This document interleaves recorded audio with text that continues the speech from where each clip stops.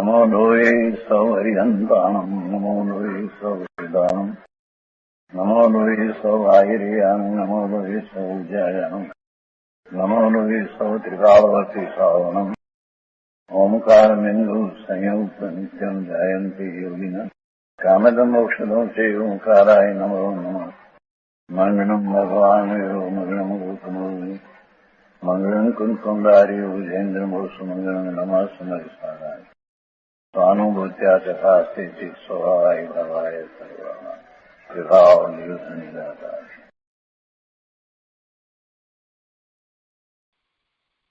समयसार भगवान कुंकुंदाचार्य रचित समयसार तथा भगवान अमृतचंद्राचार्य रचित आत्मख्याति टीका कलश सहित એનો સ્વાધ્યાય ચાલે છે। એમાં પરિશિષ્ટમાં 47 શક્તિનો સ્વાધ્યાય આપણે શરૂ કર્યો છે। પહેલી જીવત્વ શક્તિ અને બીજી ચિત્તી શક્તિનો સ્વાધ્યાય પૂરો કર્યો છે અને ત્રીજી દશી શક્તિનો સ્વાધ્યાય આપણે શરૂ કર્યો છે।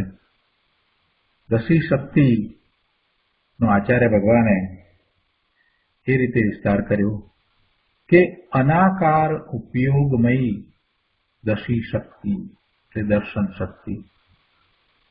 અનાકાર ઉપયોગમયી જેમાં જ્ઞેયરૂપ આકાર અર્થાત વિશેષ નથી એવા દર્શન ઉપયોગમયી સત્તા માત્ર પદાર્થમાં ઉપયુક્ત થવામયી દશી શક્તિ અર્થાત દર્શન ક્રિયારૂપ શક્તિ। દર્શન ઉપયોગમયી શક્તિ એ સત્તા માત્ર પદાર્થમાં ઉપયુક્ત એટલે કે સત્તા માત્ર જાણે છે એ ભેદ કરીને જાણતી નથી એવી એ દશી શક્તિ દર્શન શક્તિ। જે ભેદ કરીને સ્વ અને પરના ભેદ કરીને આ જ્ઞાન અને આ દર્શન ને આ ચારિત્રને એમ ભેદ કરીને અને આ સ્વ ને આ પર એમ ભેદ કરીને નથી જાણતી પણ માત્ર સત્તા માત્ર તરીકે એને જાણે છે। આ જે છે તેને સર્વને એક સાથે સત્તા માત્ર તરીકે જે જાણે છે કે દેખે છે। અનાકાર ઉપયોગમયી દશી શક્તિ એટલે દશી નામ દર્શન દેખવા રૂપ આ શક્તિ છે। તે આત્મદ્રવ્યને પણ દેખે છે એટલે પરને દેખે છે પોતાને બંનેને દેખે છે અને ગુણને દેખે છે અને પર્યાયને દેખે છે। બધાને ભેદ પાડ્યા વિના દેખે છે। આ સ્વદ્રવ્ય છે ને આ પરદ્રવ્ય છે ને આ ચેતન છે ને આ અચેતન છે એમ ભેદ પાડીને દેખતી નથી। એટલે એમાં તો સામાન્ય સત્તા માત્ર વસ્તુ જણાય છે એવું દેખવું છે। સામાન્ય સત્તા માત્ર વસ્તુને ગ્રહણ કરે છે એવી એ દશી શક્તિ છે। અને એના ઉપર પૂજ્ય ગુરુદેવ કાંજી સ્વામીએ જે વિસ્તાર કર્યો છે એમાંનો ઘણો વિસ્તાર આપણે સમજ્યા છીએ। સાથે સાથે ગુરુદેવે બીજી તાત્પર્યભૂત વાત પણ સમજાવી અને એમાં કારણ પરમાત્મા અને તેનું કાર્ય એ વાત પણ સાથે એમને સમજાવી। વળી એ વાત પણ એમાં આવી કે જે જ્ઞાન છે તે જ્ઞેય રૂપ આકાર ને જાણે છે એટલે વિશેષતાથી જાણે છે। જ્યારે આ દશી શક્તિ છે તે બધું સામાન્ય સત્તા માત્ર દેખે છે એટલે એમાં સ્વ પરના ભેદ પડતા નથી અને એથી આ સ્વ અને પર એવું જે ભેદ એ દર્શન શક્તિનો વિષય નથી। ભેદ પાડીને વસ્તુને જાણવી એમ એ દર્શન શક્તિનું કાર્ય નથી। બીજી વાત એ પણ સાથે લીધી કે એકલા પરને દેખે એ દશી શક્તિનું વાસ્તવિક કાર્ય નથી। કેમ કે આપણે એમ કહ્યું કે દર્શન શક્તિ કે દશી શક્તિ એ જ્ઞાનની પહેલા હોય છે। જગમસ્તને વસ્તુનું જ્ઞાન થાય એની પહેલા દેખવું હોય છે। સામાન્ય અવલોકન હોય છે એ જ દશી શક્તિ છે એ જ દર્શન છે। દર્શન એટલે દેખવું। તો સામાન્ય જ્ઞાન થાય એની પહેલા જે દેખવું થાય છે, અવલોકન છે, પ્રતિભાસ જે છે, સામાન્ય પ્રતિભાસ, એવું જે દેખવું છે એ દશી શક્તિને કારણે હોય છે.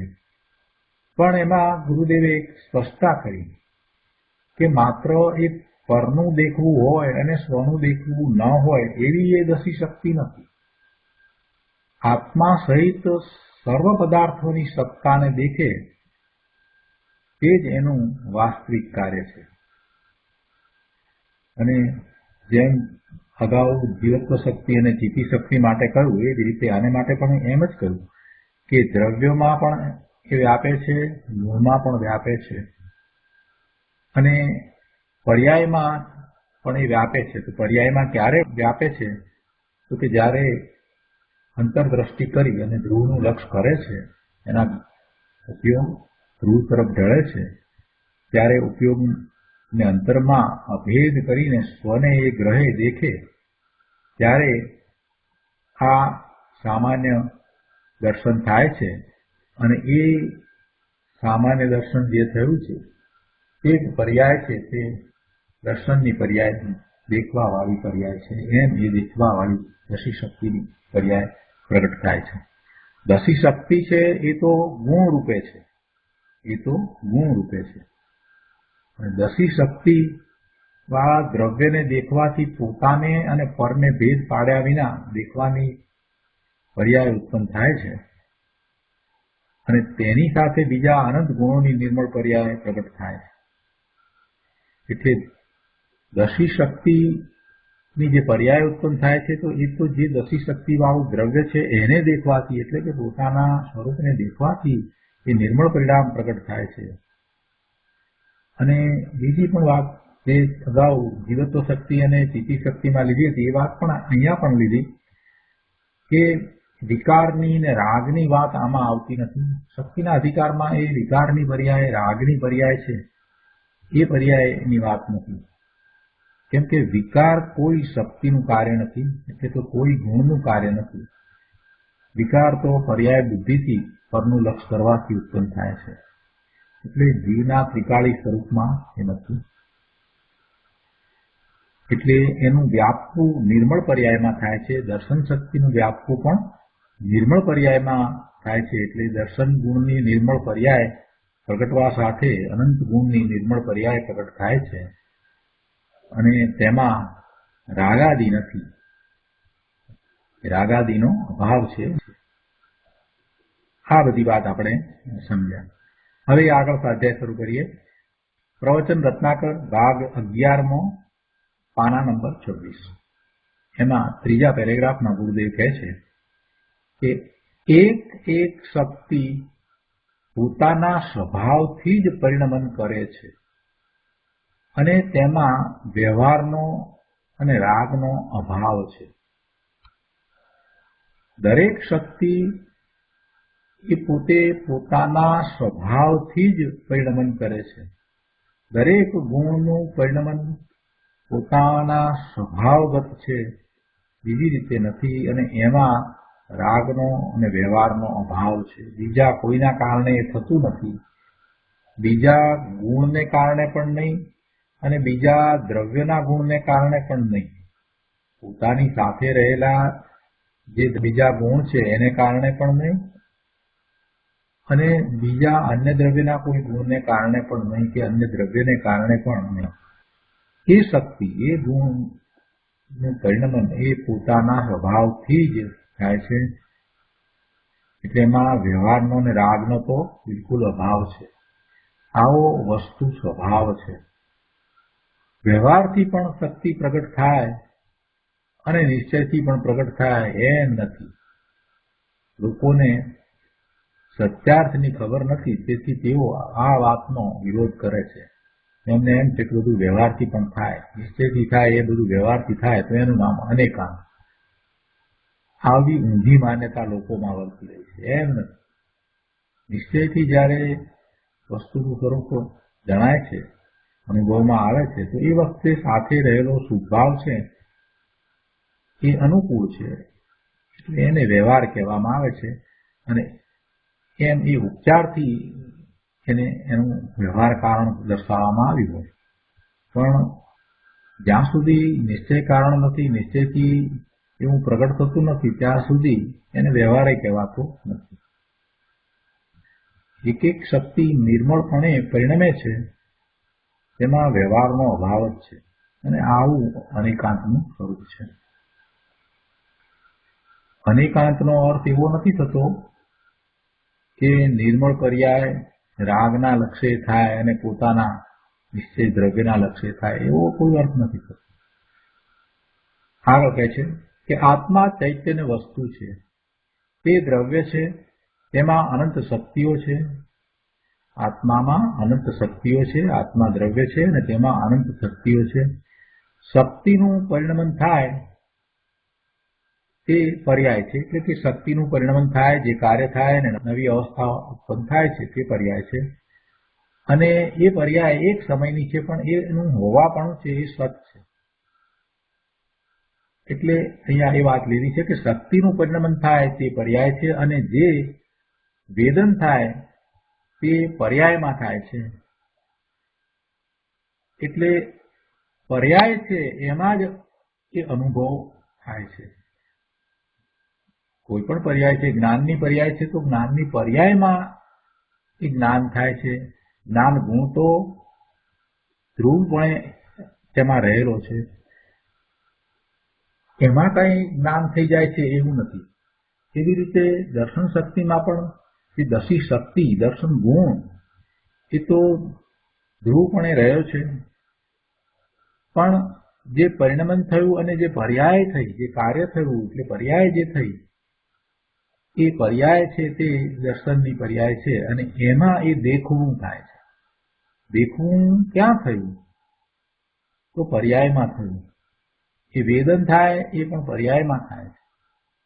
એટલે શક્તિનું પરિણમન થાય તે પર્યાય છે, અને જે વેદન થાય તે પર્યાયમાં થાય છે. શક્તિ તો નિત્ય ધ્રુવ સ્વરૂપે છે, તેમાં કાર્ય નથી. કોઈ પણ ગુણ, કોઈ પણ શક્તિ એ ધ્રુવ સ્વરૂપે છે. બીજી રીતે કહીએ તો એ તો પારિણામિક ભાવે છે. શક્તિ છે એ તો પારિણામિક ભાવે છે, એટલે એ ક્ષણિક નથી. એ તો ધ્રુવ સ્વરૂપે નિત્ય છે. નિત્ય હંમેશા ધ્રુવ સ્વરૂપે છે, અવિનાશી છે, એનો નાશ થતો નથી, એમને એમ રહે છે, અને ધ્રુવ સ્વરૂપે છે, એટલે એમાં કોઈ ફેરફાર થતો નથી. એટલે જે કાર્ય થાય એ કાર્ય તો પર્યાયમાં થાય છે. કાર્ય થયું એ પર્યાયમાં થયું. દસી શક્તિનું કાર્ય છે એ દસી શક્તિની પર્યાય રૂપે જે થાય છે તે કાર્ય છે, એ પર્યાય છે, એને દર્શનની પર્યાય કહીએ. એટલે એમાં દેખવું થાય છે. વેદન અનુભવ પર્યાયમાં થાય છે. આપણે કહીએ ને અનુભવ કરો, અનુભવ કરો, પણ મોટા ભાગનાઓને તો ખબર નથી કે અનુભવ શી ચીજ છે, એની ખબર નથી. નિરાકુળ આનંદનું વેદન થાય તે અનુભવ છે. આકુળતા વિનાનો આનંદ એ વેદાય, તે અનુભવ છે, અને તે પર્યાય છે. એ પર્યાય છે. પર્યાયમાં દુઃખ છે, દ્રવ્ય અને ગુણમાં દુઃખ નથી. પરનું લક્ષ કરતા જે દુઃખનું વેદન છે, જે કંપન થાય છે આત્મપ્રદેશોનું, એટલે એ દુઃખનું વેદન છે. તો એ પર્યાયમાં છે, એ ક્ષણિક છે, અને એ દુઃખનું વેદન એ પર્યાયમાં છે, એ ગુણમાં એટલે દ્રવ્યમાં નથી. સ્વાનુભવ કરતા પર્યાયમાં જે દુઃખ છે તેનો નાશ થાય છે. પોતાના સ્વરૂપનો અનુભવ કરતા, સ્વને અનુભવતા સ્વાનુભૂતિ થાય એટલે જે પર્યાયમાં દુઃખ છે એનો નાશ થાય છે, અને આનંદના વેદનની નવી પર્યાય થાય છે, નવી અવસ્થા ઉત્પન્ન થાય છે. આ જે અનુભવ, સામાન્ય અવલોકન, સામાન્ય અનુભવ, સત્તા સ્વરૂપ અનુભવ, એનું દેખવું, સત્તા માત્ર વસ્તુને ગ્રહણ કરવું એવું દેખવું, આ જે દેખવું કહ્યું તો એની સાથે જે આનંદના વેદનની નવી અવસ્થા ઉત્પન્ન થાય છે એ પર્યાયમાં છે. હવે આવું પર્યાયનું સ્વરૂપ વેદાંતમાં તો સ્વીકારવામાં આવ્યું જ નથી, એટલે એમની આગળ અનુભવની તો શું વાત થાય. એ જે અનુભવની જે વાત કરે છે એ વાતમાં વિનેશ્વર ભગવાનની વાણીમાંથી જે વાત આવી છે એની સાથે કોઈ મેળ છે નહીં. ગુરુદેવ અહીંયા સમજાવે છે કે વેદાંતિઓની જેમ પર્યાય શું ચીજ છે એની ખબર ન મળે. જૈનોમાં પણ એવા છે કે જેને એની ખબર નથી. એટલે કહે છે કે વેદાંતિઓની જેમ પર્યાય શું ચીજ છે, પર્યાયનું શું સામર્થ્ય છે એની ખબર ન મળે અને અનુભવની વાત કરે, પણ તેને અનુભવ સી રીતે થાય? અનુભવ પર્યાયમાં થાય છે. એ એક સમયની પર્યાયનું સામર્થ્ય તો જુઓ, એમાં તો એને અનુભવ થાય છે. દર્શનની પર્યાય છે તો એ બધાને દેખે છે. એટલે જેને પર્યાયની ખબર નથી, આત્માના સ્વરૂપની ખબર નથી, એને તો પછી ક્યાંથી અનુભવ હોય? ઉપયોગની દશાને અંતર્મુખ સ્વાભિમુખ કર્યા વિના સ્વાનુભવની દશા પ્રગટતી નથી. પોતાના જ્ઞાન દર્શનના ઉપયોગને અંતર્મુખ કરી અને ધ્રુવનું લક્ષ્ય કર્યા વિના સ્વાનુભૂતિ થતી નથી, સ્વાનુભવની દશા પ્રગટતી નથી.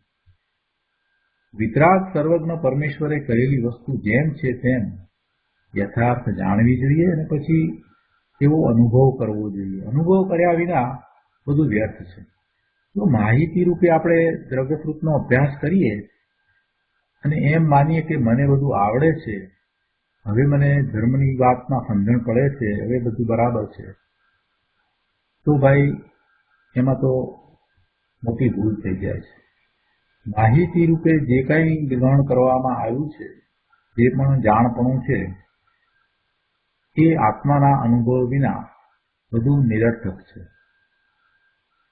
અહીંયા કહે છે કે આત્માની શક્તિઓ છે તે પારિણામિક ભાવ સ્વરૂપ છે.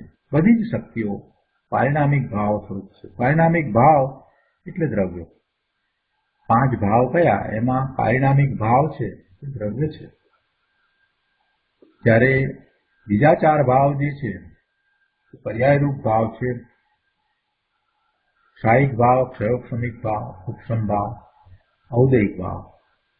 હવે એમાં 3 જે છે ક્ષાયિક, ક્ષયોક્ષમિક અને ઉપશમિક, એ 3 ભાવ એ મોક્ષ માર્ગરૂપ છે. એ છેલ્લો 4થો ભાવ જે રહ્યો ઔદયિક ભાવ, એ ભાવ તો પરના લક્ષી થતો ભાવ છે અને એ તો બંધનું જ કારણ છે. એ મોક્ષ માર્ગથી વિરુદ્ધનો ભાવ છે. કેમ કે એમાં તો જેવા કર્મના ઉદય આવ્યા છે અને એવા ઉદયની સાથે એને જોડાવું થાય છે, એમ એ ઔદયિક ભાવ છે. પણ બાકી જે 3 રહ્યા, એ ઔપસમિક ભાવ, ક્ષૌપસમિક ભાવ અને ક્ષાયિક ભાવ, એ મોક્ષ માર્ગરૂપ છે. જ્યારે પારિણામિક ભાવ છે, એ પારિણામિક ભાવ છે એ તો કાયમ ટકવાવાળી ચીજ છે, એટલે એ તો દ્રવ્ય છે. એટલે આ જે શક્તિઓ છે એ બધી જ શક્તિઓ એ પારિણામિક ભાવે છે. આત્માની શક્તિઓ છે તે પારિણામિક ભાવ સ્વરૂપ છે. દશી શક્તિ તે ભાવ, એ 3 કાળે રહેતો ભાવ, એ ત્રિકાળી ભાવ છે. અને આત્મદ્રવ્ય તે તેવી શક્તિ ને રાખવા વાળું છે, એટલે એ ભાવવાન છે. દશી શક્તિને જ્યારે આપણે ત્રિકાળી ભાવ કહીએ તો એ ભાવ છે, તો પછી આત્મદ્રવ્યમાં એવી અનંત શક્તિ છે, એટલે એ આત્મદ્રવ્યને ભાવવાન કહેવાય. દશી શક્તિ, ચિતિ શક્તિ, જીવત્વ શક્તિ, જ્ઞાન શક્તિ, આ બધી શક્તિને આપણે ત્રિકાળી ભાવ કહીએ. એ પારિણામિક ભાવ સ્વરૂપ છે અને એને આપણે ત્રિકાળી ભાવ કહ્યો. તો એ બધી શક્તિઓ એ ધરનાર આત્મદ્રવ્યો એ ભાવવાન છે. અને એ બંને એટલે એ ભાવ અને ભાવવાન એ બંને પારિણામિક ભાવે છે. એટલે કે ગુણ અને દ્રવ્યો બંને પારિણામિક ભાવે છે. પર્યાયમાં જે ભાવ પ્રગટે છે તે બીજી ચીજ છે. જો શાંતિથી સમજવાનું છે, કેમ કે કેટલાય પ્રશ્નોના સમાધાન થઈ જાય એવી આ તત્વની સૂક્ષ્મ વાત છે. પર્યાયમાં જે ભાવ પ્રગટે છે તે બીજી ચીજ છે. પેલા તો પારિણામિક ભાવની વાત આપણે કરી કે જે દ્રવ્ય છે અને ગુણ છે એ તો પારિણામિક ભાવ સ્વરૂપ છે, એ નિત્ય છે, એ નિત્ય ટકવાવાળી ચીજ છે. જ્યારે પર્યાય જે એક સમયની છે, એ પરિણમનના કારણે એક સમયની જે પર્યાય થઈ, જે પણ ગુણની પર્યાય થઈ તે પર્યાય, એ પર્યાયમાં જે ભાવ પ્રગટે છે, નિર્મળ પરિણામ છે, તો એવા ભાવ છે. તો એ બીજી ચીજ એટલે પેલા આત્મદ્રવ્ય જે ભાવવાન અને જે ત્રિકાળી શક્તિ જે ભાવ, એના સિવાય આ બીજી શક્તિ છે, બીજી ચીજ છે. એના સિવાય આ બીજી ચીજ છે. શું?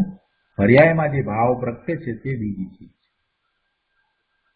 શક્તિ અને શક્તિવાન એ સહજ અકૃત્રિમ સ્વભાવ ભાવરૂપ છે. તે પારિણામિક ભાવે છે. એ નવીન ઉત્પન્ન થતા નથી. શક્તિ પણ કાંઈ નવીન ઉત્પન્ન થતી નથી, અને શક્તિવાન એટલે ભાવવાન એટલે ત્રિકાળી આત્મદ્રવ્ય એ પણ કાંઈ નવીન ઉત્પન્ન થતું નથી. શક્તિઓ પણ નવીન ઉત્પન્ન થતી નથી. એ તો પારિણામિક ભાવે છે, અને તેનો અભાવ પણ થતો નથી. કોઈ ગુણનો પણ અભાવ થતો નથી. જો ગુણનો અભાવ થાય તો દ્રવ્ય નાશ પામે, દ્રવ્યનો પણ નાશ થતો નથી. આવા પારિણામિક ભાવ રૂપે દસી શક્તિ છે. જીવત્વ શક્તિ છે, તીતી શક્તિ છે, દસી શક્તિ છે, જ્ઞાન શક્તિ છે. બધી શક્તિ આ રીતે પારિણામિક ભાવ રૂપે છે. હવે એ દસી શક્તિ જે પારિણામિક ભાવ રૂપે છે એ તો ધ્રુવ છે, અને એ ધ્રુવ છે એ ધ્રુવની અંદર કાર્ય થતું નથી. જે કાર્ય થાય અને જે પરિણામ આવે છે એને આપણે પર્યાય કહીએ છીએ, તો એ પર્યાયો કઈ ધ્રુવમાં નથી. એ પર્યાયો તો ક્ષણિક છે, અને એ તો એક સમયની છે. એ તો નાશ પામે છે અથવા તો વિલીન થઈ જાય છે. જો એ ધ્રુવમાં થતું હોત તો પછી ધ્રુવને નાશ પામવાનો વખત આવત, પણ એમ તો બનતું નથી. તો ધ્રુવ કહેવાય નહીં. એટલે ધ્રુવ છે, દ્રવ્ય અને ગુણ જે છે એ નિત્ય એમને એમ જ રહે છે, અને પરિણમન જે થાય છે અને જે પર્યાય થાય છે એ ક્ષણિક છે, એક સમયની છે. અને એ પર્યાયમાં જો દસી શક્તિ છે તો દસી શક્તિ એ પર્યાયમાં વ્યાપે છે. દસી શક્તિ કહો કે દર્શન ગુણ કહો, તો એ પર્યાયમાં વ્યાપે છે. હવે એ પર્યાયમાં ક્યારે વ્યાપે? કોઈ પણ શક્તિ એ પર્યાયમાં ક્યારે વ્યાપે? એનું નિર્મળ પરિણમન થાય ત્યારે એ પર્યાયમાં વ્યાપે. એટલે નિર્મળ પર્યાયમાં એ વ્યાપે. પણ જે વિભાવ ભાવરૂપ વિકારી પર્યાયો થાય, જે પરના લક્ષ્ય જે પર્યાય થાય, શુભાશુભ ભાવરૂપ જે પર્યાયો થાય, એમાં એ ન વ્યાપે. એમાં એનું શક્તિનું વ્યાપવું નથી. જ્યારે નિર્મળ પરિણામ છે એમાં શક્તિનું વ્યાપવું છે, એટલે પર્યાયમાં વ્યાપવું છે. આ શક્તિ છે એ પોતે દ્રવ્યમાં ગુણમાં વ્યાપે છે, અને જ્યારે નિર્મળ પરિણામ થાય છે તો એ નિર્મળ પરિણામમાં પણ એ વ્યાપે છે. આ વાત મહત્વની છે. એ બધી શક્તિને માટે એ વાત ગુરુદેવે કરી છે. અહીંયા પણ એ વાત કરી છે. પર્યાયો નવી નવી ઉત્પન્ન થાય છે. જ્ઞાન, દર્શન આદિ ગુણો છે એ કાંઈ ઉત્પન્ન થતા નથી, અને એનો વિનાશ પણ થતો નથી. એ તો ત્રિકાળ શાશ્વતપણે રહે છે. નવી નવી તો પર્યાયો ઉત્પન્ન થાય છે, અને એમાં જ્યારે ત્રિકાળી દ્રવ્યનું લક્ષ કરવામાં આવે, ત્રિકાળી દ્રવ્યનું લક્ષ કરી અને એ તરફ પોતાના ઉપયોગને લઈ જવામાં આવે છે, ત્યારે નિર્મળ પરિણામ થાય છે. અને એ જ મોક્ષનો માર્ગ છે. ગુરુદેવ અહીંયા કહે છે કે આ જૈન દર્શન બહુ સૂક્ષ્મ અલૌકિક છે. એ જો સમજાઈ જાય, એનો પત્તો લાગી જાય, એટલે એ વાત ગળે બરાબર ઉતરી જાય, એટલે જે દ્રવ્યશ્રુતનો અભ્યાસ કર્યો છે એ જ વાત આત્મસાત થઈ જાય તો ભવનો અંત આવી જાય. આગળ કહે છે કે ત્રિકાળી દશી શક્તિ છે તે પારિણામિક ભાવે છે. 320મી ગાથામાં મોક્ષનું કારણ કયા ભાવે છે તેનો ખુલાસો કર્યો છે. આપણે ઘણો વિસ્તાર કર્યો, 320 ગાથા ઉપર ઘણા સ્વાધ્યાય કર્યા. એમાં આપણે આ બધા ભાવ પણ સમજ્યા. ઔદૈહિક ભાવ, ઔક્ષમિક ભાવ, ક્ષયોક્ષમિક ભાવ, ક્ષાયિક ભાવ, આ 4 ભાવ પર્યાયરૂપ ભાવ છે. અને દ્રવ્ય ગુણ છે તે પારિણામિક ભાવ છે. તેમાંથી મોક્ષનું કારણ કોણ? તો પછી ત્યાં ખુલાસો કર્યો છે કે પારિણામિક ભાવ છે તે મોક્ષનું કારણ નથી, કેમ કે તે અક્રિય છે, તેમાં કાર્ય થતું નથી. પારિણામિક ભાવ છે તે ધ્રુવ છે, એ મોક્ષનું કારણ નથી, એ અક્રિય છે અને એમાં કાર્ય થતું નથી. કાર્ય થાય છે તો પર્યાયમાં. તો પછી રહ્યા 4 ભાવ. તો એ 4 ભાવમાંથી ઔદૈહિક ભાવ છે, ઔદૈહિક ભાવ એ પણ મોક્ષનું કારણ નથી, કેમ કે રાગ આદિ ઔદૈહિક ભાવ છે અને એ બંધનું કારણ છે, એ બંધરૂપ છે અને બંધના કારણરૂપ છે, એટલે એ પણ મોક્ષનું કારણ નથી. એટલે ઔદૈહિક ભાવને અને પારિણામિક ભાવને બેને જુદા પાડ્યા પછીથી હવે જે 3 ભાવ રહ્યા, બાકીના 3 ભાવ ઉપસમ, ક્ષયોક્ષમ અને ક્ષાયિક, એ 3 ભાવ મોક્ષનું કારણ છે, કેમ કે તે શક્તિના નિર્મળ કાર્યરૂપ છે. એટલે કે ગુણોના નિર્મળ કાર્યરૂપ આ છે. એટલે ગુણોનું જે નિર્મળ પરિણમન થાય, જે કાર્ય થાય અને જે પરિણામ આવે, જે પર્યાય થાય, એ ઔક્ષમિક ભાવે, ક્ષયોક્ષમિક ભાવે કે ક્ષાયિક ભાવે હોય અને એ ભાવ મોક્ષનું કારણ થાય છે. એટલે એ જ રીતે આગળ વધતા વધતા નિર્મળ પરિણામો થતા થતા પોતે પોતાના સ્વરૂપને વિશે પૂર્ણપણે સ્થિરતા કરી લે છે, તો પછી એકલા નિર્મળ પરિણામ જ એટલે ક્ષાયિક ભાવે જ એ રહી જાય છે અને કેવળ જ્ઞાન પ્રગટ કરે છે. હવે દર્શન શક્તિને માટે પણ એ જ રીતે છે. જે વાત બધી શક્તિ માટે કરી એ જ પ્રમાણે એને માટે પણ એ જ વાત છે. એટલે અહીં દર્શન શક્તિની વાત ચાલે છે તો કહે છે કે તેનું અંશે નિર્મળ પરિણમન છે, તે ક્ષયોક્ષમ ભાવે છે. હવે દર્શન શક્તિના પરિણમનનો વિચાર કરીએ તો એમાં એનું અંશે નિર્મળ પરિણમન છે તે ક્ષયોક્ષમ ભાવે છે. આપણે 3 ભાવ મોક્ષનું કારણ તરીકે સમજ્યા, ઉપસમ, ક્ષયોક્ષમ અને ક્ષાયિક.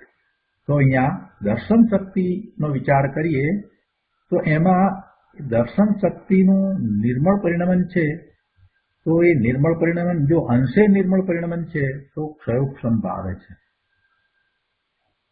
અને કેવળ દર્શન એ ક્ષાયિક ભાવ રૂપે એ દર્શન શક્તિનું પરિણમન છે. એટલે પૂર્ણ નિર્મળ પરિણમન જે છે એ કેવળ દર્શન એ ક્ષાયિક ભાવ રૂપે છે. અંશે નિર્મળ પરિણમન છે એ ક્ષયોક્ષમ ભાવે છે અને પૂર્ણપણે છે તે કેવળ દર્શન એ ક્ષાયિક ભાવ રૂપે છે. પણ દર્શનમાં ઉપસમ ભાવ હોતો નથી. દર્શન શક્તિનું પરિણમન થાય એમાં ઉપસમ ભાવ હોતો નથી.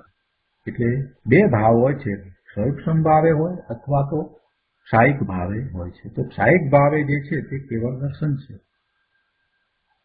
પણ ઉપસમ ભાવે દર્શન શક્તિનું પરિણમન હોતું નથી. કે દર્શનમાં ઉપસમ ભાવ હોતો નથી અને શક્તિના પરિણમનમાં પહેલા જ આપણે સમજ્યા એ પ્રમાણે ઔદૈહિક ભાવનો તો અભાવ જ છે. ઔદૈહિક ભાવે તો કોઈ શક્તિનું પરિણમન છે જ નહીં, મોક્ષનો માર્ગ છે જ નહીં.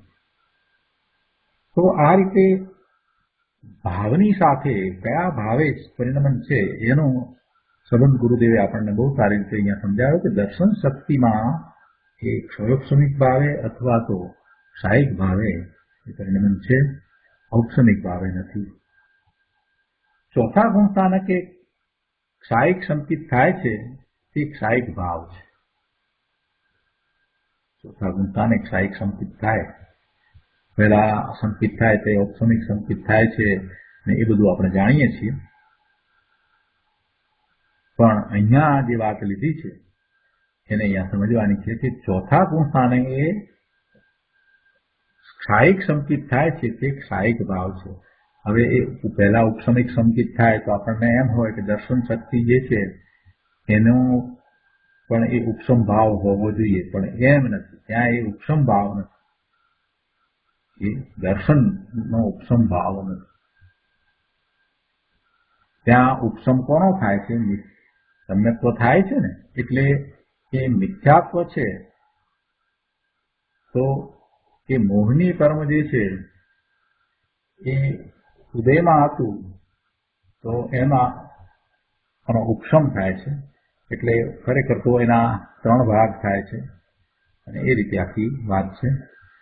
પણ પહેલા સંકિત થાય છે તો ઉપસમિક સંકિત થાય છે એટલે આપણને એમ હોય કે દર્શન જે આ કહ્યું એનો પણ ઉપસમ થતો હોય તો એમ વાત નથી. ગુરુદેવ અહીંયા બહુ સરસ રીતે સ્પષ્ટ કર્યું છે કે દર્શનમાં ઉપસમ ભાવ હોતો નથી. ચોથા ગુણસ્થાને ક્ષાયિક સંકિત થાય છે તે ક્ષાયિક ભાવ છે. અને પછી શ્રેણિક મહારાજાની વાત કરી છે, આપણે એ વાત નથી લેતા. આપણે શક્તિની વાત આગળ લઈએ. પાના નંબર 27 ઉપર ત્રીજા પેરેગ્રાફમાં ગુરુદેવ આગળ દશી શક્તિ સમજાવે છે. ભાઈ, આ શક્તિનો અધિકાર સૂક્ષ્મ છે, માટે શાંતિથી સાંભળવું. આ આત્માના અંતરની હિતની વાત છે. દુનિયા માને કે ન માને એનાથી આપણને કાંઈ ફેર પડતો નથી. આપણે એ સાથે કાંઈ સંબંધ નથી. વધારે લોકો માને તો સાચું એમ નથી. અજ્ઞાનીઓની માન્યતા ગમે તે પ્રકારે હોય એટલે કઈ આપણે સાચી કરી દઈએ એમ તો બને ને. એટલે દુનિયા ઈશ્વર ભગવાનની વાણીમાંથી આવેલા પરમ સત્યને માને કે ન માને, સ્વીકારે કે ન સ્વીકારે, એ સાથે આપણને કાંઈ નિસ્બત નથી. પણ અહીંયા જે વાત છે તે જીનેશ્વર ભગવાનની વાણીમાંથી આવેલી વાત છે અને એ સાધક જીવને ખૂબ ઉપયોગી થાય એવી વાત છે. એટલે ગુરુદેવ કહે છે કે અહીંયા કહે છે કે દર્શન શક્તિ અનાકાર ઉપયોગમય છે. દર્શન એટલે શ્રદ્ધા શક્તિની વાત નથી, શ્રદ્ધાની અહીંયા વાત નથી. આત્માની પ્રતીતિરૂપ સમ્યક દર્શન જેનું કાર્ય છે તે શ્રદ્ધા શક્તિની આ વાત નથી. ત્યાં તો એ શ્રદ્ધા શક્તિની વાત છે, અહીંયા એ વાત નથી. આ તો નિર્મળ દેખવાના ઉપયોગરૂપ દર્શન શક્તિની વાત છે. નિર્મળ દેખવાના ઉપયોગરૂપ દર્શન શક્તિની વાત છે. પોતાના દ્રવ્ય અને અનંત ગુણ પર્યાયોને પર્યાયમાં દેખે એવી અનાકાર ઉપયોગમય દર્શન શક્તિની આ વાત છે. દશી શક્તિ સહિત અંદર દ્રવ્યમાં જ્યાં દેખવા જાય ત્યાં એ દ્રવ્ય ગુણ પર્યાય ત્રણેયમાં વ્યાપી જાય છે. દશી શક્તિ સહિત એટલે કે બધી જ શક્તિ સહિત દશી શક્તિ સાથે હોય જ ને એવા દ્રવ્યમાં અંદર દ્રષ્ટિ કરવા જાય છે અને અંદર દ્રષ્ટિ થાય છે તો દ્રવ્યમાં, ગુણમાં અને પર્યાય ત્રણેયમાં વ્યાપી જાય છે. દ્રવ્ય ગુણમાં તો આ દશી શક્તિ રહી જ છે, પણ એવું નિર્મળ પરિણમન થાય છે તો પછી એ પર્યાયમાં પણ વ્યાપી જાય છે. વળી પરને દેખવાથી દર્શન શક્તિનો ઉપયોગ સાકાર થઈ જાય છે એમ નથી. પરને દેખવાથી દશી શક્તિનો ઉપયોગ સાકાર થઈ જાય છે એમ નથી. દર્શન ઉપયોગ તો સ્વને, પરને, બધાને, સર્વને ભેદ પાડ્યા વિના જ સામાન્યપણે દેખે છે. દશી શક્તિ તેની સાથે અનંતા ગુણો અને એકરૂપ ત્રિકાળી દ્રવ્ય એ બધું દર્શન ઉપયોગમાં સામાન્ય સત્તા માત્ર દેખવામાં આવે છે. એ દશી શક્તિનું કાર્ય છે. સામાન્ય સત્તા માત્ર તરીકે બધું જુએ છે, દેખે છે, એ દશી શક્તિ છે. આ દર્શન ઉપયોગ છે તે સૂક્ષ્મ છે અને અનાકાર છે. તેથી છદ્મસ્ત તેને પકડી ન શકે. પણ આગમ, અનુમાન અને અંતર્મુખ થયેલા જ્ઞાન વડે તે સમજાય એમ છે. પહેલા તો આગમ દ્વારા અભ્યાસ કરીને અને પછી અનુમાન દ્વારા એનો નિર્ણય કરવો પડે. પાકો નિર્ણય થયા પછીથી જ્યારે અંતર્મુખ દ્રષ્ટિ થાય છે અને એ વખતે એને સમ્યક દર્શન, સમ્યક જ્ઞાન, સમ્યક ચારિત્રના નિર્મળ પરિણામ થાય છે, ત્યારે પછી એને એ સમજાય છે કે દર્શન ઉપયોગ શું છે. દર્શન ઉપયોગ પહેલા સમજાયો કે દર્શન ઉપયોગ છે તે જ્ઞાન ઉપયોગની પહેલા છદ્મસ્તને હોય છે. પહેલા દર્શન ઉપયોગ એટલે સામાન્ય અવલોકન, સામાન્ય પ્રતિભાસ, સત્તા માત્ર તરીકે પદાર્થોનું દેખવું, વસ્તુ માત્રને સત્તા માત્ર, સામાન્ય સત્તા માત્ર તરીકે દેખવી, ગ્રહવી, એવો દર્શન ઉપયોગ છે, એવી દસી શક્તિ છે. અને પછી એને વિશેષતાથી જાણવું એ જ્ઞાન ઉપયોગ છે. એ જ્ઞાન દ્વારા વિશેષતાથી જાણવામાં આવે છે. એટલે હંમેશા છદ્મસ્તને જ્ઞાનની પહેલા દર્શન ઉપયોગ હોય છે. એટલે આપણે એમ કહીએ છીએ કે દર્શન જ્ઞાનના ઉપયોગ, બંને ઉપયોગ સાથે જ હોય છે. પણ છદ્મસ્તને માટે એમ કહેવાય કે પહેલા દર્શન ઉપયોગ અને પછી જ્ઞાન ઉપયોગ, ત્યારે કેવળીને બંને સાથે છે એમ કહેવામાં આવે છે. ગુરુદેવ સમજાવે છે કે આ રીતે અંતરની પોતાની ચીજને પહોંચાય છે. બાકી તો 11 અંગનું જાણપણું એટલે માહિતીરૂપ જ્ઞાન, બધું જ આવડતું હોય, બધું કંઠસ્થ કર્યું હોય, બધા અર્થ સહિત બધી વસ્તુ સમજાતી હોય, બીજાને સમજાવી શકતા હોય, તોય કાંઈ આત્મા દેખાય એમ નથી. એટલે બાકી 11 અંગનું જાણપણું થઈ જાય તોય આત્મા દેખાય એમ નથી. જાણપણું એટલે એ માહિતીરૂપ જ્ઞાન, પ્રગટરૂપનો અભ્યાસ કરી અને એવી બુદ્ધિ હોય, એવી યાદ શક્તિ હોય, સ્મરણ શક્તિ હોય તો બધું યાદ પણ રહી જાય, ઘણું યાદ હોય. પણ એથી આત્માનો અનુભવ થઈ જાય એમ નથી. અને એને આત્માનું જ્ઞાન પણ કહેતા નથી. એને જાણવારૂપ જ્ઞાન કહેવાય કે આ બરાબર છે, આત્મા વિશેનું જાણપણ એમ કહેવાય. પણ આત્માનું અનુભવ સહિત જે જ્ઞાન છે એ વસ્તુ જુદી છે. અહીંયા આગળ કહે છે કે અનાકાર ઉપયોગ શક્તિપણે તો ત્રિકાળ છે. અનાકાર ઉપયોગ શક્તિપણે તો ત્રિકાળ છે. એ ઉપયોગ ત્રિકાળ છે એમ કહે છે. અનાકાર ઉપયોગ તો ત્રિકાળ છે. પરંતુ અજ્ઞાનીને અનાદિથી વર્તમાન વર્તતો ઉપયોગ કેવળ પર સન્મુખ પ્રવર્તતો હોવાથી તેને શક્તિનું વાસ્તવિક પરિણમન પ્રગટતું નથી અને તેથી તેને શક્તિનું યથાર્થ ફળ આવતું નથી. વર્તમાન ઉપયોગ પર સન્મુખ પ્રવર્તતો હોવાથી એટલે પરને દેખવા જાણવા વાળો થયો છે. તેમાં દેખવું છે તે દસી શક્તિનું કાર્ય છે અને જાણવું છે વિશેષતાથી તે જ્ઞાનનું કાર્ય છે. તો એ વર્તમાન ઉપયોગ જે પર સન્મુખ પ્રવર્તે છે, પરનું જ લક્ષ કરીને રહ્યો છે. જો વિચાર કરીએ, સવારથી ઉઠીએ ત્યારથી રાત્રે સૂઈ જઈએ ત્યાં સુધી ઉપયોગ ક્યાં રહે છે? સ્વ તરફ તો રહેતો જ નથી. શાસ્ત્રનો અભ્યાસ કરીએ છીએ તો પણ ઉપયોગ તો બહારમાં છે. પૂજા કરીએ છીએ તો પણ ઉપયોગ તો બહારમાં જ છે. એટલે એ પર સન્મુખ જ ઉપયોગ તો રહે છે. એટલે પછી બંને ઉપયોગ સાથે જ હોય. દર્શન ઉપયોગ અને જ્ઞાન ઉપયોગ બંને પર સન્મુખ જ રહે છે. એટલે અજ્ઞાનીની વાત કરી અને ગુરુદેવ આપણને સમજાવે છે કે ભાઈ તે હજી સુધી એવી સ્વરૂપને વિશે એકાગ્રતા કરી જ નથી, એટલે તને ક્યાંથી સમજાય કે દર્શન શક્તિ શું છે? અને ક્યાંથી એ શક્તિનું વાસ્તવિક સ્વરૂપ ખ્યાલમાં આવે? કઈ એમ નથી કે એ ઉપયોગ નથી. એ ઉપયોગ તો ત્રિકાળ છે, તો છે ને છે. શક્તિપણે તો છે જ, પણ એ જે વસ્તુ છે એને પર્યાયમાં અનુભવીએ તો એને માટે છે. જેને અનુભવી જ નથી એને માટે તો એ ન હોવા બરાબર જ છે. કોઈ વ્યક્તિ પાસે એક ઓરડામાં અબજો રૂપિયાના ઝવેરાત મિલકત બધું હોય, લક્ષ્મી હોય, એ બંધ છે અને એને ખ્યાલ પણ નથી. બારમાં બધું બાકીના રૂમમાં ફરે છે અને પોતાનું બધું માને છે, પણ એને ખબર પણ નથી કે પોતાની પાસે આટલી વિપુલ સંપત્તિ છે. તે જોયું જ નથી, જાણ્યું નથી, ત્યાં સુધી એ સંપત્તિવાન ક્યાંથી કહેવાય. જ્યારે એ ઓરડાને ખોલીને એમાં પ્રવેશ કરે ને જુએ ત્યારે એ સંપત્તિનો માલિક થાય, ત્યારે એ સાચો એ સંપત્તિવાન બન્યો કહેવાય. એવું જ આપણા બધાનું છે કે શક્તિપણે તો એ ત્રણેય કાળે બધું રહ્યું જ છે, પણ એ શક્તિપણે પડ્યું છે એ શા કામનું? જ્યાં સુધી આપણે એનું લક્ષ કરીને એને અનુભવીએ નહીં ત્યાં સુધી એ બધા ગુણો અનંત ગુણ છે બોલ્યા કરીએ એથી શું ફાયદો?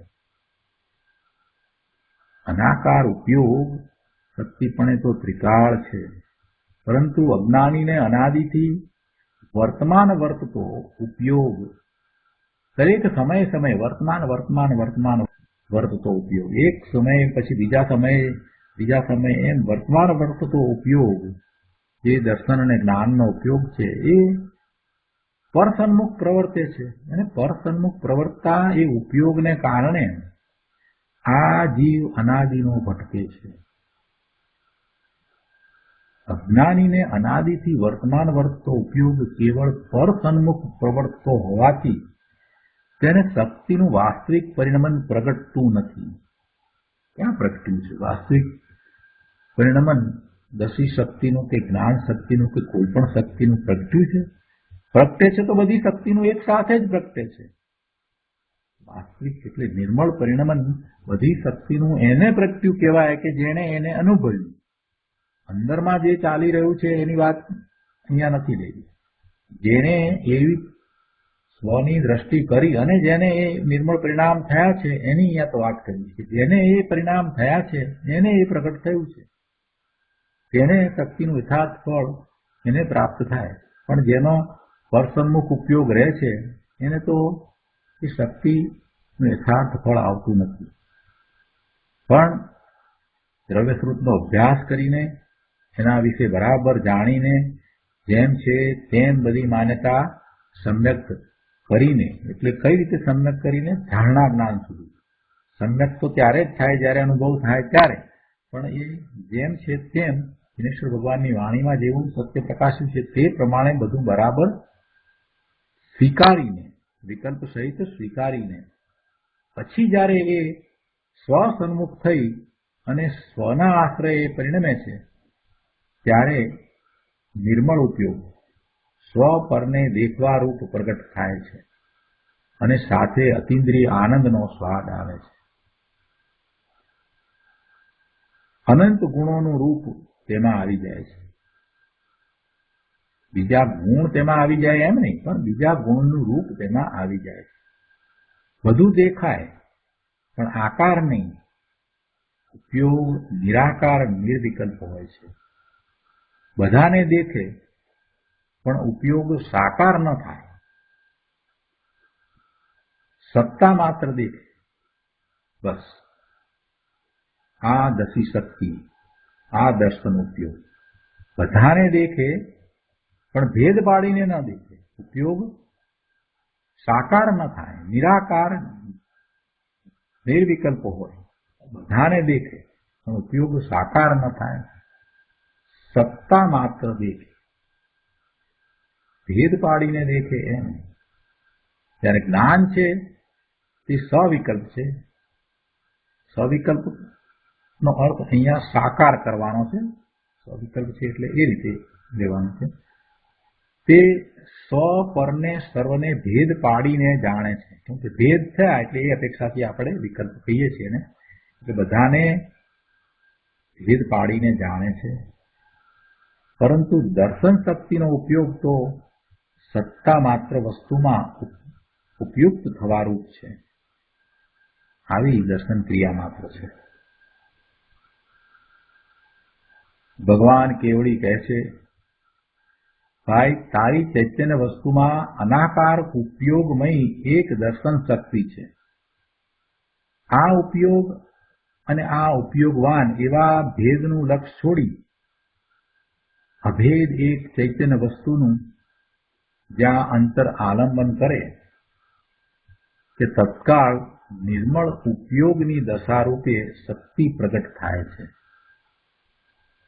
જો શક્તિ તો પડી છે ત્રિકાળ, પણ એ પ્રગટ થાય, પ્રગટતા તો પર્યાયમાં થાય, અને એવી પર્યાય ક્યારે થાય એ અહીંયા કહ્યું છે કે જ્યારે ઉપયોગ અને ઉપયોગવાન એવા ભેદનું લક્ષ છોડીને, કોઈ ભેદ પાડે નહીં, અભેદ અખંડ એક વસ્તુનું લક્ષ કરે છે, ચૈતન્ય વસ્તુનું જ્યાં અંતર આલંબન લીધું કે એનો આશ્રય લીધો અને એમ કરે ત્યારે એને તરત જ નિર્મળ પરિણામ થાય છે. એવી તત્કાળ નિર્મળ ઉપયોગની દશા રૂપે શક્તિ પ્રગટ થાય છે.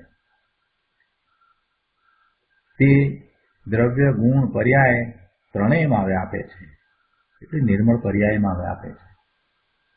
દ્રવ્ય દ્રષ્ટા, ગુણ દ્રષ્ટા અને પર્યાય પણ એક દ્રષ્ટા ભાવ રૂપ પ્રગટ થાય છે.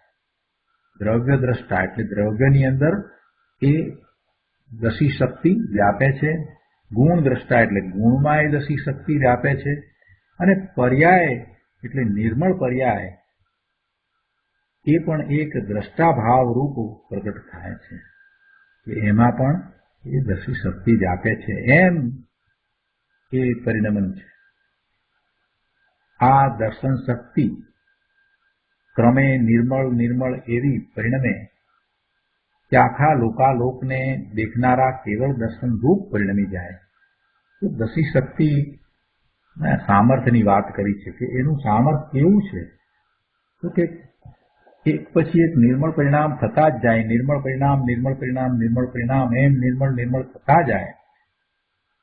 તો પછી જે ક્ષયોપશમિક ભાવ હતો તે પછી જયારે ક્ષાયિક ભાવ થાય એટલે કેવળ દર્શન રૂપ પરિણમી જાય.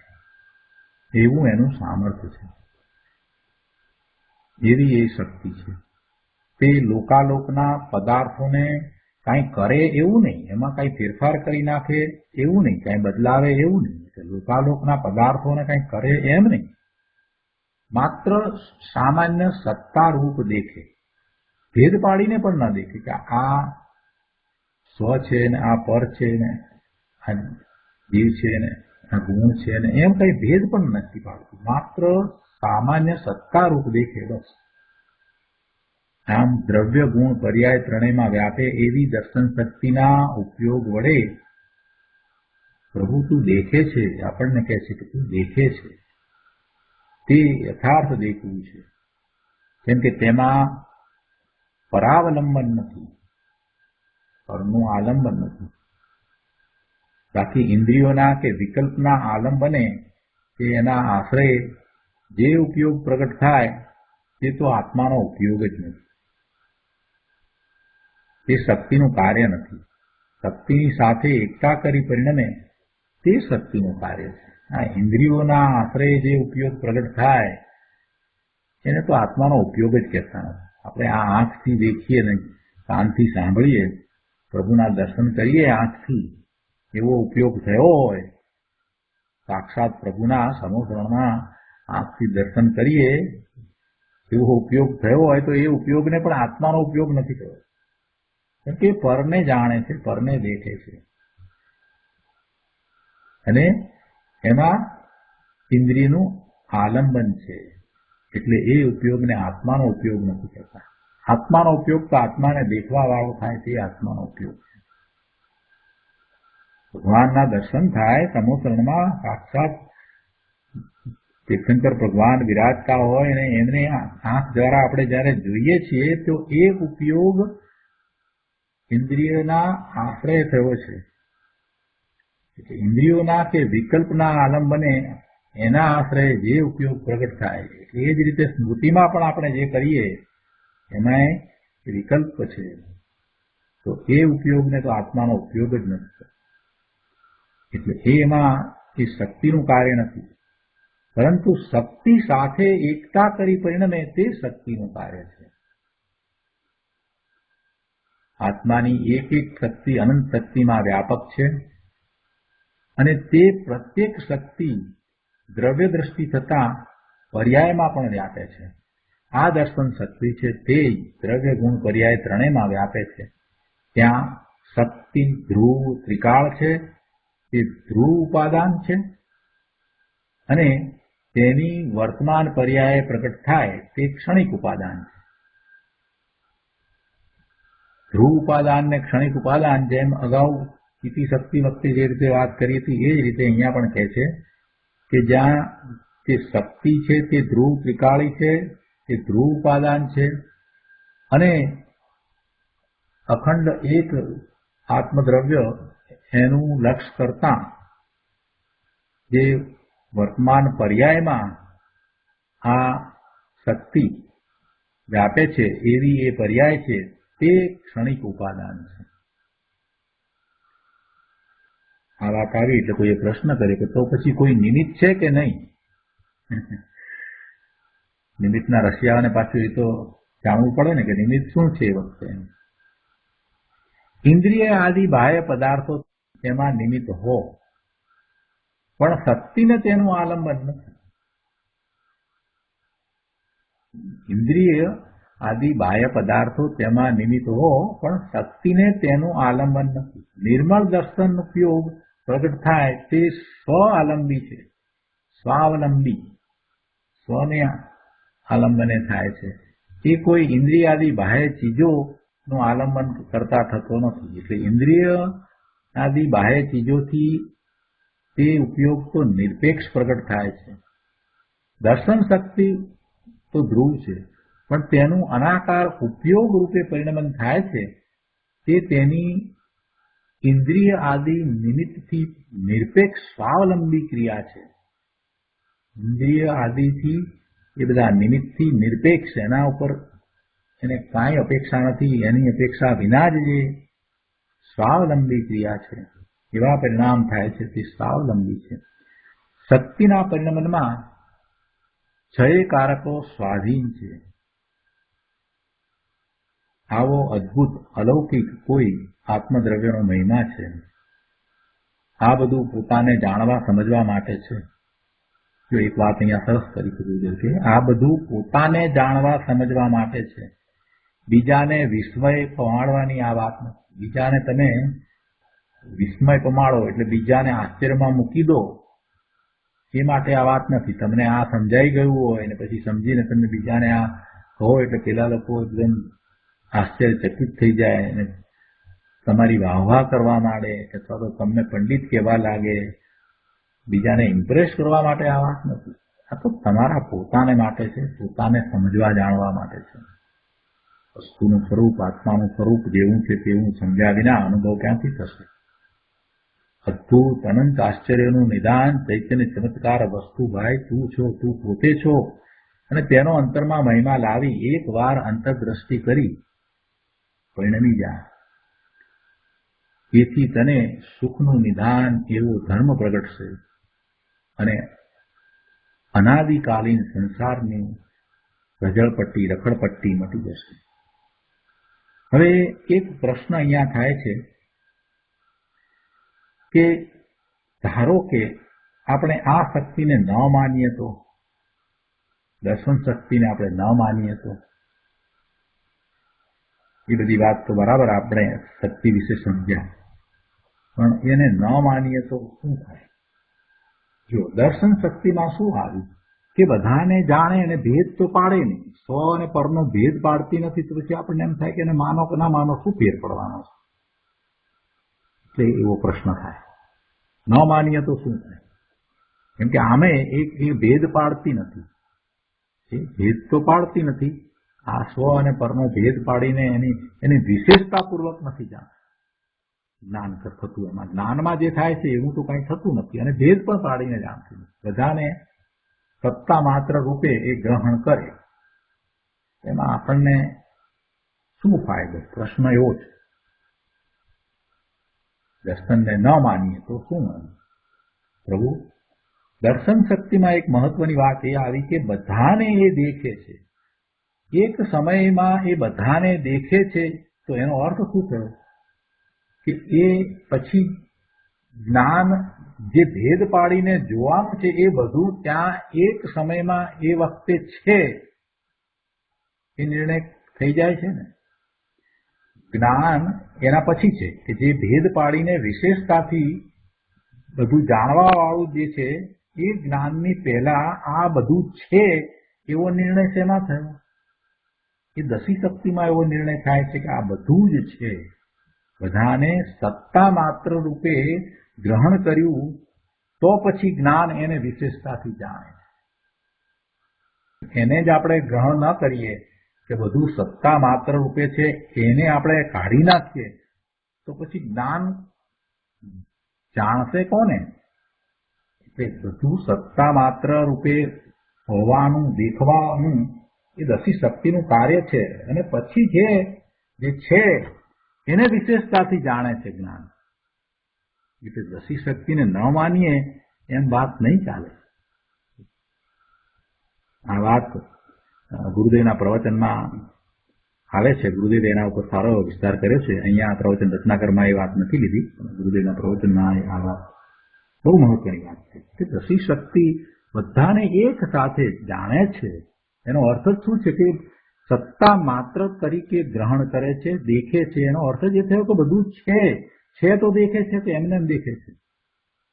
સત્તા માત્રનો સ્વીકાર થાય છે. એમાં તો અનંતનો સ્વીકાર થઈ જાય છે. અનંતનો સ્વીકાર થાય છે અને પછી વિશેષતાથી જ્ઞાન એને જાણે છે.